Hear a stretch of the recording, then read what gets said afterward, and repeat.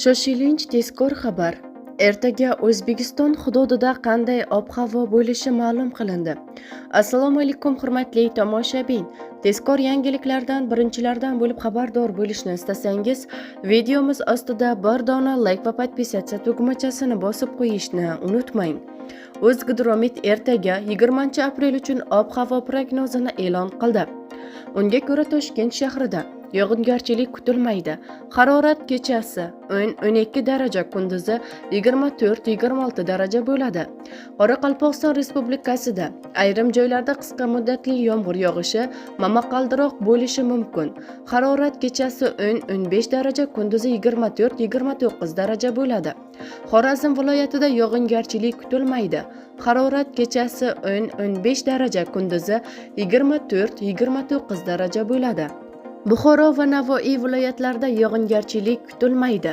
Harorat kechasi 12-17 daraja, kunduzi 28-33 daraja bo'ladi. Toshkent, Sirdaryo, Jizzax va Samarqand viloyatlarida yog'ingarchilik kutilmaydi. Harorat kechasi 10-15 daraja, kunduzi 23-28 daraja bo'ladi. Qashqadaryo va Surxondaryo viloyatlarida yog'ingarchilik kutilmaydi. Harorat kechasi 13-18 daraja, kunduzi 28-33 daraja bo'ladi. Andijon, Namangan va Farg'ona viloyatlarida yog'ingarchilik kutilmaydi. Harorat kechasi 10-15 daraja, kunduzi 22-27 daraja bo'ladi.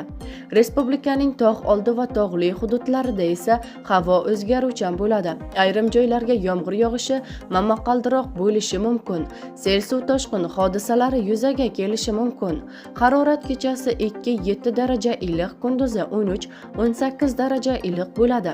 O'zbekistonda kelasi hafta o'rtalarigacha sel xavfi e'lon qilingan. Respublikaning tog' oldi va tog'li hududlaridagi fuqarolardan 23-aprelgacha ehtiyotkorlik choralarini ko'rishlari so'raladi, deyiladi xabarda.